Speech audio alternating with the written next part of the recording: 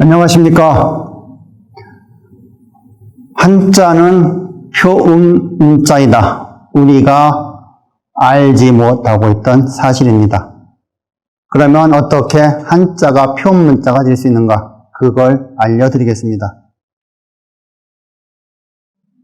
직선상형 형태의 예시입니다. 직선상형에 이런 것이 있다고 합시다.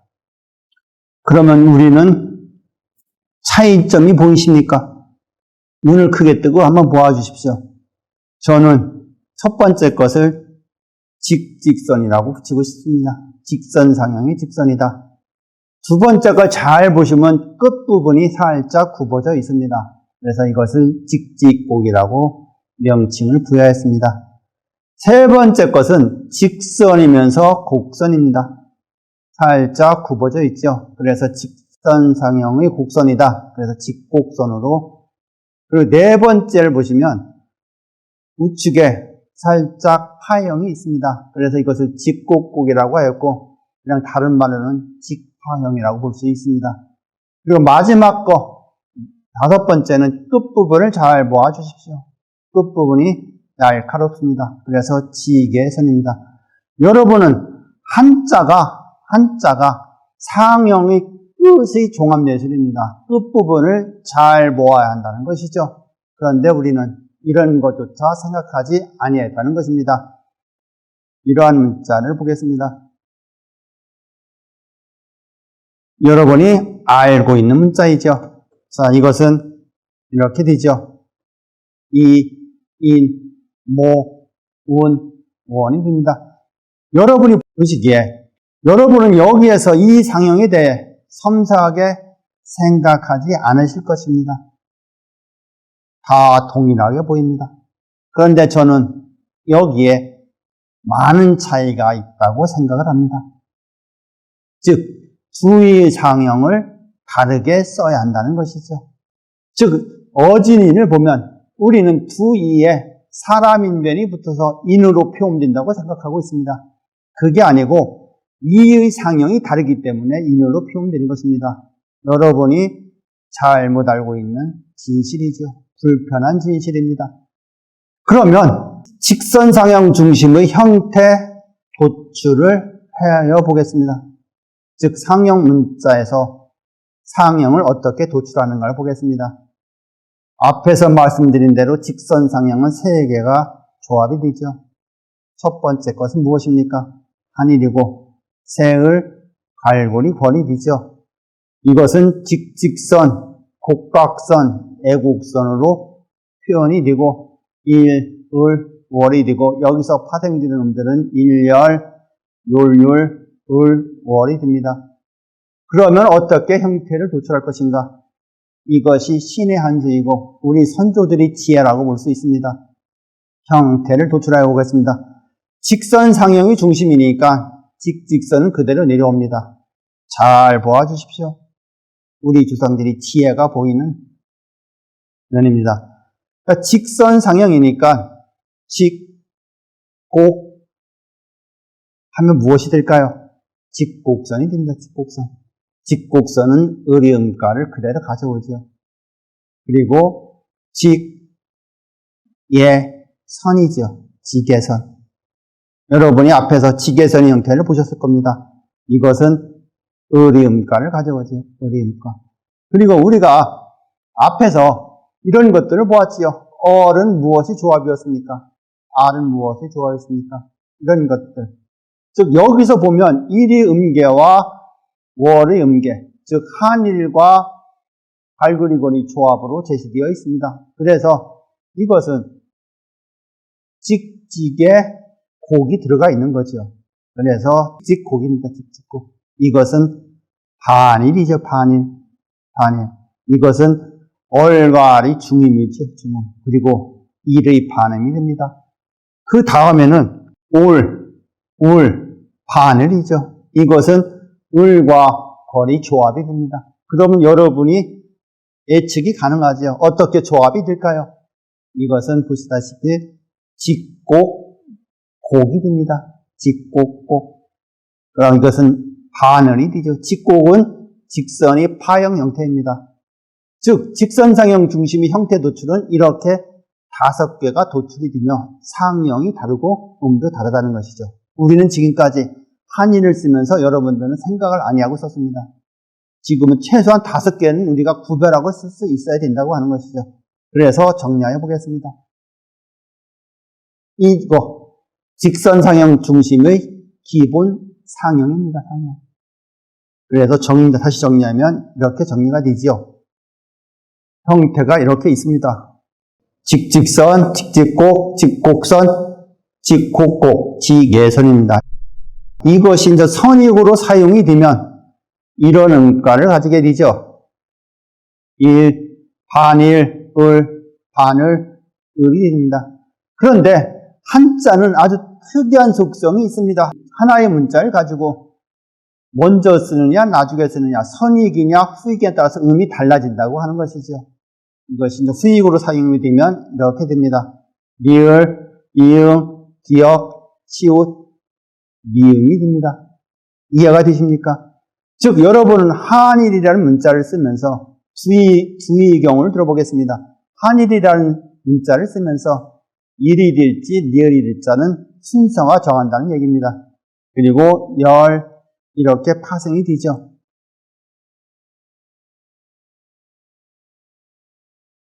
그래서 직선상형 문자의 연계입니다. 형태가 있고 여러분은 이 모양을 정확하게 구별할 수 있어야 합니다. 그리고 명칭이 있고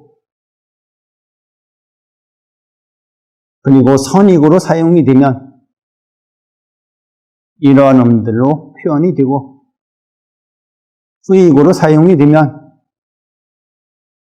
이렇게 된다는 것입니다. 즉 우리가 한일의 상형을 쓰면서 최소한 5개는 구별해서 써야 된다고 하는 것이죠. 여러분은 이러한 개념이 매우 생소한 개념일 것입니다. 그러나 앞으로 이런 개념에 익숙해져야 할 듯합니다.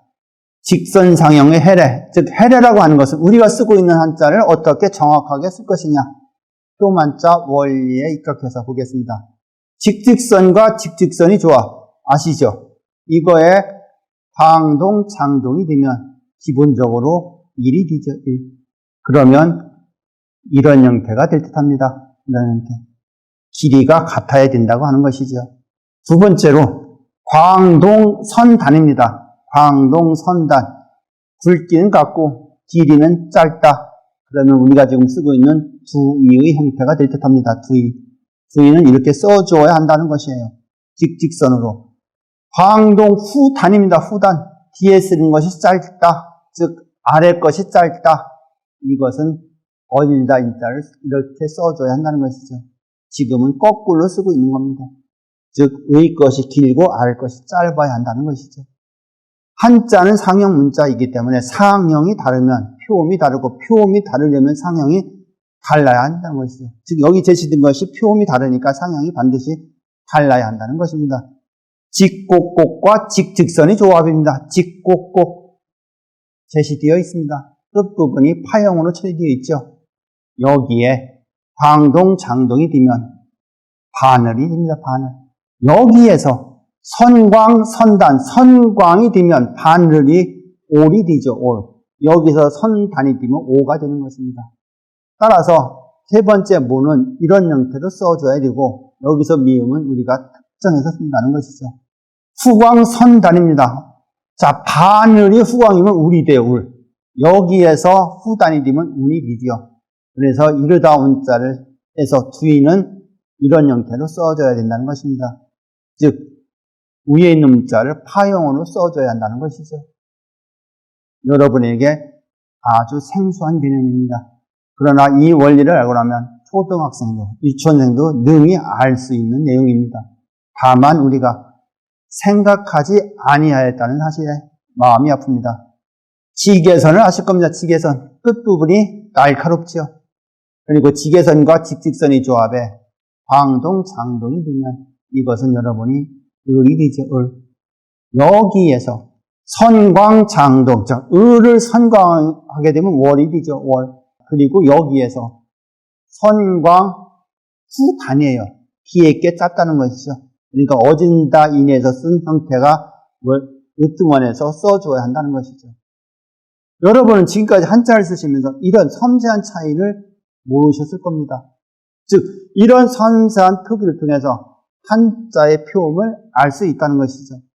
여러분은 지금까지 한자를 공부하시면서 구의를 보면서 뒤집는 연습, 같다는 연습을 생각해 본 적이 있습니까? 이것은 누구나 초등학생들은 생각할 수 있는데 한자에 익숙한 사람들은 생각을 아니하죠. 즉 센에 되어 있다는 것입니다. 우리가 이제부터는 새로운 관점에서 한자를 생각해야 될 듯합니다. 그래서 직선상형을 5개를 다시 제시해 보겠습니다. 직직선, 모양을 그릴 수 있죠. 직직곡, 끝이 살짝 굽어져 있습니다. 직곡선, 직곡곡, 직외선. 여러분은 한의를 쓰면서 최소한 5개는 생각해야 된다는 것이죠. 이번에는 호선상형 형태의 예시, 미리 보여드리는 겁니다. 이러한 것이 있다고 합시다. 여러분은 어떻게 표현할 수 있을까요? 저는 이렇게 표현하고 있습니다. 첫 번째 것은 호선상형의 호선이다. 이렇게 얘기를 하고 있죠. 두 번째 것을 잘 보니 끝부분이 살짝 굽어져 있네요. 그래서 호호곡이라고 이름을 붙였습니다. 세 번째 것은 호각선이에요. 각선. 네 번째는 호각곡. 즉 실제 쓰는 과정에서는 아래 부분은 파형으로 써주면 됩니다. 그리고 마지막으로 호예선. 호선이면서 끝이 날카롭다는 표현으로 호예선이라고 썼습니다. 즉 호선상형 형태를 미리 봄으로써 여러분의 이해를 돕고자 합니다. 자, 이러한 문자들이 있죠.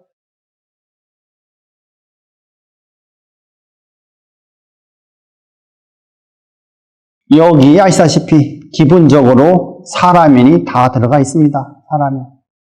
여러분이 보시기에는 다 똑같은 문자이죠.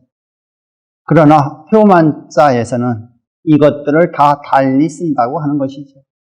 달리 써야 맞습니다. 한자에서 상형이 다르면 표음이 다르고 표음이 다르면 상형이 달라야 되죠. 우리는 이러한 구별할 수 있는 능력을 가진 민족입니다. 다만 우리가 몰랐을 뿐이죠. 호선상형 중심의 형태 도출입니다. 자, 이렇게 세 개의 조합이 있죠. 삐침별, 새을, 갈고리콜이 조합입니다. 그리고 여기서 해당되는 음들은 이렇게 가겠죠. 일, 을, 월이 듭니다. 그리고 열, 얄 이렇게 파생이 되어가죠. 그러면 호선상형 중심에서 형태를 보겠습니다. 형태. 어떻게 형태가 도출될까? 이것도 아주 재밌습니다. 자, 호선상형이니까 호선이 밑에 내려오겠죠. 호선.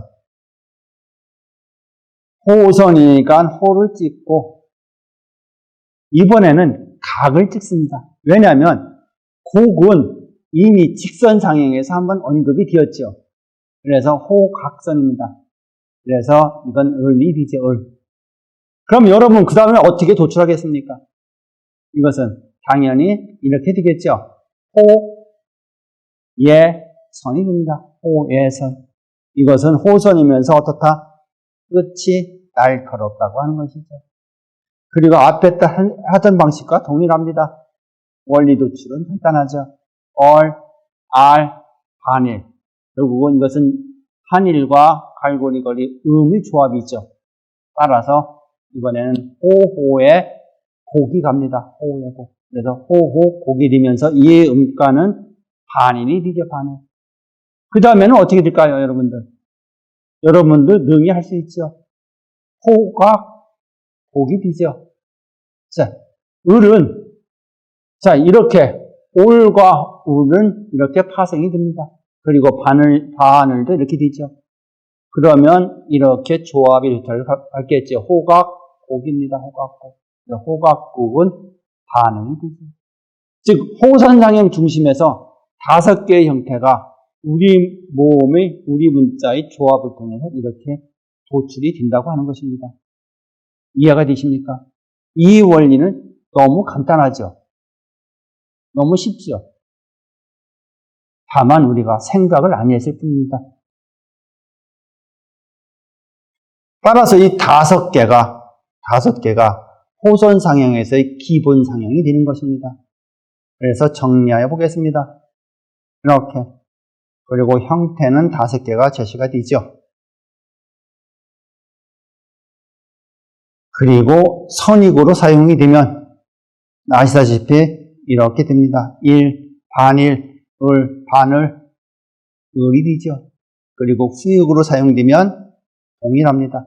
직선상형과 호선상형은 같은 거예요. 이해가 되십니까? 즉 이렇게 상형 형태가 도출이 됩니다. 그래서 호선상형 문자의 연계를 보시겠습니다.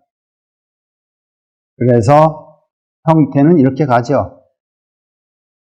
차이점을 명확히 보십시오. 한자는 끝의 종합예술입니다. 끝에서 모든 것이 결정이 되죠. 우리는 이 부분을 생각 없이 한자를 사용해 왔습니다. 그리고 예단 명칭은 이렇게 되죠. 또한 암기하기도 편하죠. 일관성이 있습니다. 그리고 선익으로서 이렇게 음이 제시가 되고 후익으로서 이렇게 되죠. 한자는 조합의 문자입니다. 조합에도 순서가 있겠죠. 호선상형의 해례라고 하는 것은 음에 맞게 상형을 바꾸는 것입니다. 이런 문자들이 있죠. 여기에서 초성을 다 없애보십시오. 초성을 없애보시면 이해가 되실 겁니다. 자, 그러면 여기에서 사람인이 상형만 얘기하겠습니다. 호선과 호선. 호선과 호선의 조합의 광동, 장동은 1입니다. 1. 그래서 첫 번째 나타나는 실자에서, 실에서 시옷을 빼면 1이 되죠. 그래서 길이 기준은 수평선입니다. 수평선. 이것이 맞아야 된다는 것이죠. 즉 아래로 내려가는 문자의 길이가 같은 것은 1로 읽는다. 두 번째 것을 보십시다. 이것은 광동 선단이에요. 여기서 선은 어느 것입니까? 좌측에 있는 문자죠. 그래서 좌측에 있는 부분의 문자가 짧게 써줘야 된다고 하는 것이죠. 한자는 상형 문자이기 때문에 굵기 개념, 길이 개념이 반드시 들어가야 한다고 하는 것이죠. 세 번째 것은 무엇일까요? 광동 후단이죠. 즉 오른쪽 것이 짧아야 된다고 하는 것입니다. 즉 여러분들이 어질다 인해서 이의 상형은 어땠습니까? 아래가 짧게 표시되어 있었습니다. 같은 원리입니다. 이해가 되십니까? 한자에서는 길이 개념, 굵기 개념, 상형 문자의 수가 반드시 포함이 되어야 됩니다. 이런 것이 있죠. 호각선과 호각선의 조합. 자, 이런 모양이죠. 끝부분이 각으로 처리되어 있는 것입니다. 이것이 광동, 장동이 되면 이렇게 표현이 되죠. 그러면 여기에서 이렇게 되면 광동 선단이 되면 읍이 됩니다. 따라서 측자에서 인일상형은 이렇게 호각선을 써주어야 한다는 것입니다. 이해가 되십니까? 호의선과 호우선이 조합입니다. 호의선, 끝이 날카롭게 되어 있죠. 끝이 날카롭게 되어 있습니다. 그래서 이것이 광동, 장동이면 을입니다. 여기에서 후광, 장동이 되면 왈이 되죠. 왈. 후광, 장동, 즉 수평선을 그었을 때 길이의 아랫부분에 다 두 개가 닿아야 한다는 것이죠. 그 다음에 후광 선단이다. 그럼 와가 되는 거죠. 와. 즉 불화에서 선익이 짧게 써야 된다는 것입니다. 한자는 상형 문자이고 표의 초성이 없는 상태로 표 문자가 되는 것입니다. 여러분은 여기서 제시된 사람인의 상형을 정확하게 쓰고 이해할 수 있으시겠습니까? 호선 상형은 이렇게 제시가 되지요. 호호선, 호호곡, 호각선, 호각곡, 호예선 5개가 됩니다. 호선 상형 형태 5개 머릿속에 기억하실 수 있겠습니까? 너무나도 쉽죠. 다만 여러분이 생각을 많이 했던 부분이고 우리가 생각만 하고 받아들인다면 얼마든지 할 수 있는 것입니다. 한자는 표 문자이지만 그 원리는 너무나도 단순합니다. 간단합니다. 우리 선조들이 그런 원리를 만들었고 그렇게 하도록 하였던 것 같습니다. 여러분이 한자에 대한 관점을 새롭게 보아야 할 듯합니다. 곡선 상형 형태의 예시입니다. 이러한 곡선 상형 형태가 제시됩니다. 여러분은 여기에서 구별하실 수 있으시겠습니까? 중간 부분과 끝 부분을 보십시오. 그러면 섬세한 차이를 느끼실 것입니다. 첫 번째 것은 중간 부분이 살짝 활 모양, 호형이라고 하죠. 그 모양으로 되어 있습니다. 그래서 곡고선이라고 이름을 지었습니다. 두 번째는 끝 부분이 살짝 굽어져 있지요. 그래서 곡입니다. 세 번째는 가운데 부분이 각으로 처리되어 있습니다. 그래서 곡각선. 네 번째는 끝부분이 살짝 굽어져 있어요. 그래서 곡각곡. 다섯 번째, 여섯 번째는 끝부분이 날카롭습니다. 그래서 날카롭고 애자 한자를 써서 고개선이라고 이름을 지었습니다. 즉, 여러분은 6개를 보면서 섬세한 차이를 알고 있어야 한다는 것입니다. 이와 유사한 것을 보시게 되겠습니다. 위의 것과 동일한 형태이지만 조금 각도를 주어봤습니다. 이것 또한 이름이 동일하지요. 곡고선, 곡고곡, 곡각선, 곡각곡, 곡예선입니다. 예선. 여러분이 머릿속에 스캔을 하시고, 자, 이런 형태를 보시게 될 겁니다. 곡선 상형 중심의 형태 도출입니다. 그러면 앞에서 제시된 상형의 형태를 어떻게 도출했는가를 보겠습니다. 여기서 사용되는 한자는, 문자는 삐침별, 세을, 갈고리, 권이 되겠습니다. 그리고 이것을 이름하여 호호선, 곡각선, 애곡선으로 이름을 지었고, 그리고 거기서 도출된 음은 일을, 월이었습니다. 그러면 어떻게 형태가 도출되었는가를 보겠습니다. 곡각선 중심이니까 곡각선을 먼저 내려오겠죠. 그래서 곡각선의였고, 여기에서 곡각선에서 출발해요. 곡고선으로 가서 곡고선이 되었습니다. 그러면 이것은 1이 되죠. 그래서 곡고선은 1이다. 다음은 예곡선으로 복각하겠습니다. 그래서 곡예선이 되죠. 이것은 도출되는 음은 을이 됩니다. 을. 그래서 3개가 도출이 되었습니다. 우리가 얼과 알이라는 음이 있죠. 그러면 그 음은 삐침별과 갈구리골에서의 조합에 의해서 생성된 음입니다. 그래서 이 음은 곡에서 조합이 되어서 곡이 되고, 이거의 음은 반일이 되죠, 반일. 다음에는, 자, 올과 울이 있죠. 이것은 세을과 갈구리골에서 파생된 음이 조합으로 되어 있습니다. 그래서 두 개를 조합을 하게 되면 곡과 곡이 되어 곡과 곡 반을이 됩니다. 반을. 그래서 이렇게 5개가 도출이 되었습니다. 그러면 이것들이 어떻게 표음과 연관이 되는가를 보겠습니다. 형태가 5개가 제시가 되죠. 그리고 이것이 선익으로 사용되면 이렇게 제시가 됩니다. 그리고 후익으로 사용이 되면 이렇게 이러한 표현들이 제시가 되죠. 즉, 한자에서는 동일한 상형 형태를 하더라도 선익에 쓰느냐 후익에 쓰느냐에 따라서 표음이 달리 적용된다는 것입니다. 아주 특이한 음운 구조를 가지고 있는 문자입니다. 그러면 곡선상형 문자의 연계를 보시겠습니다.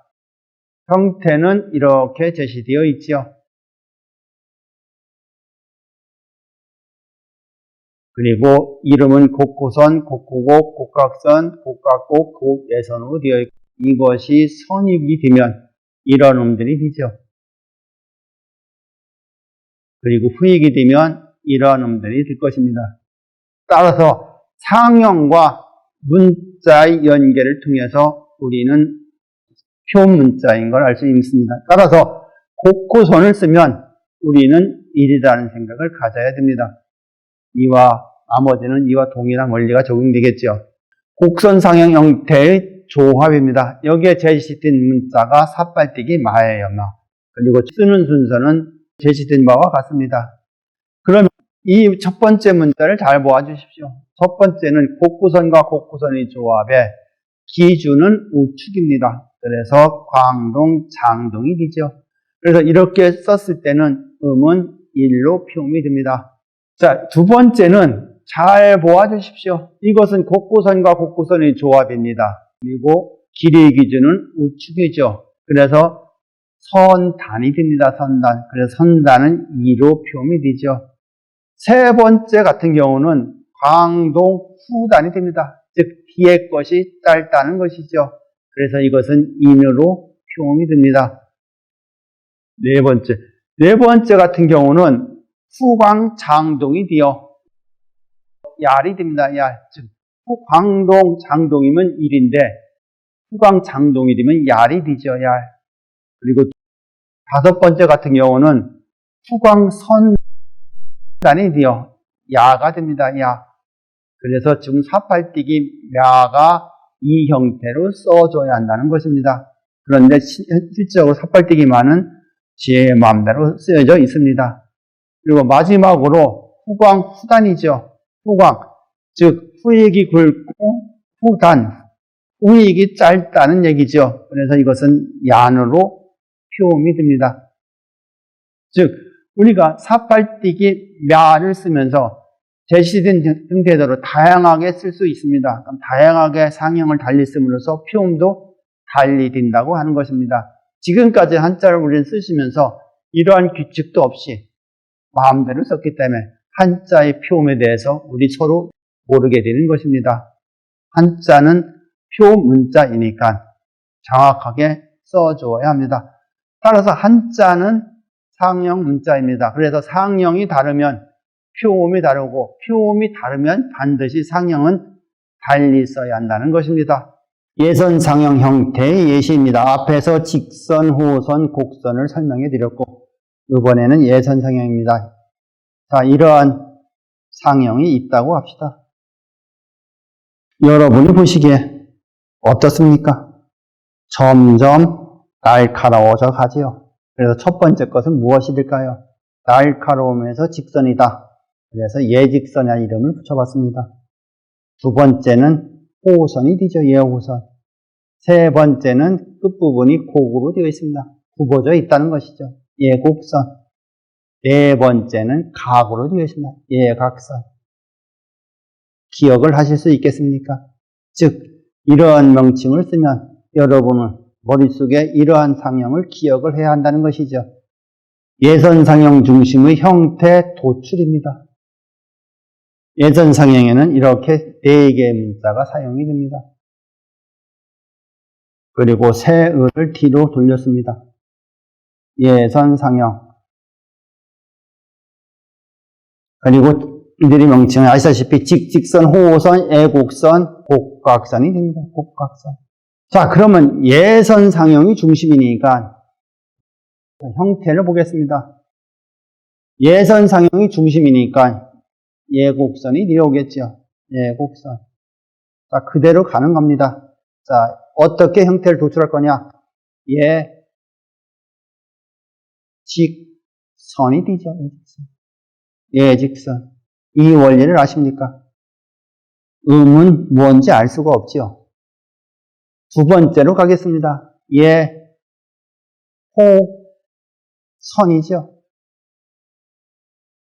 이것도 음을 알 수 없습니다.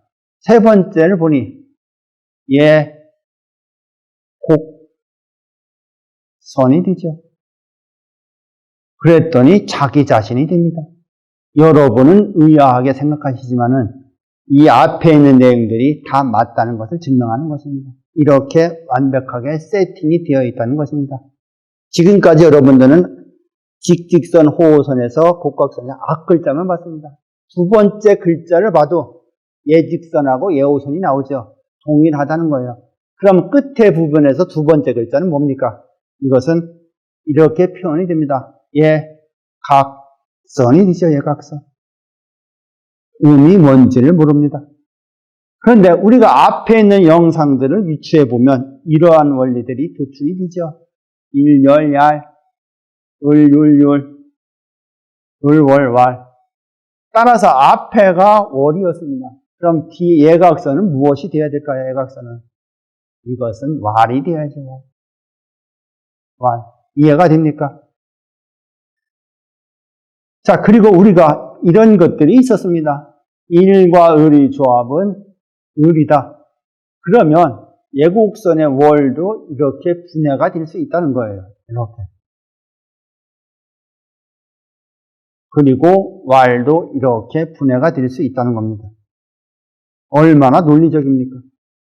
선주들의 지혜가 돋보입니다. 따라서 자, 월과 왈이 있어요. 그럼 이것이 시작되는 몸, 시음은 무엇일까요? 을이죠, 을. 그래서 얼과 알이 시작음, 반일이었고 울과 올의 시음이 반일이었습니다. 즉 예직선과 예호선은 동일한 음계입니다. 그래서 이렇게 표음이 된다고 하는 것이죠. 앞에서 제시된 형태와는 좀 다른 겁니다. 왜냐하면 일과 을의 조합이 을이 되기 때문입니다. 그리고 여러분은 한일의 위치를 어떻게 생각하십니까? 일을 쓰면서 여러분은 다 수직 중앙에 써야 할 것입니다. 그래서 이 부분이 중이라는 거죠, 중이. 그리고 을은 아래에 써야 된다는 것입니다. 예선상형은 좀 특별하게 도출이 됩니다. 즉 예곡선에서 이렇게 4개가 도출이 되고 거기에 관계된 놈들이 이렇게 제시가 되면서 다른 상형 문자와 접점이 될 때 표음이 달리 적용이 된다는 것이죠. 앞에 것들은 비교적 단순했는데 이것은 조금 난해하다고 볼 수 있습니다. 그리고 예직선과 예호선은 유광, 광의 개념이 있습니다. 그래서 시광도 있고 선과 후광이 있죠. 광동도 있고. 그리고 접점의 위치가 있습니다. 유광, 유의게 되겠죠. 그런데 예곡선과 예각선은 무광입니다. 무광. 강의 개념이 없습니다. 그리고 다만 이치만 있을 뿐이죠. 그래서 예선상형은 이렇게 독특한 속성을 가지고 있습니다.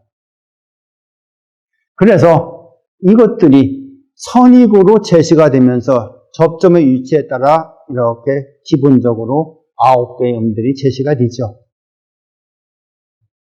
그리고 후익으로는 예선이 속성이기 때문에 미음이 됩니다. 즉 상형 문자의 형태에서 끝이 날카로운 건 모두 미음으로 표현이 됩니다. 따라서 여기에서는 일의 음계와 을의 음계가 없습니다. 즉 일열얄, 얼알, 올율율, 올울이 없다는 것이죠. 왜냐하면 예선상형은 일과 을이 조합으로 형성되었기 때문에 이러한 음계가 없는 것입니다. 참으로 오묘한 원리입니다. 예선상형 문자의 연계입니다. 이러한 형태들이 있었죠. 그리고 이들의 명칭은 이렇게 되어 있습니다.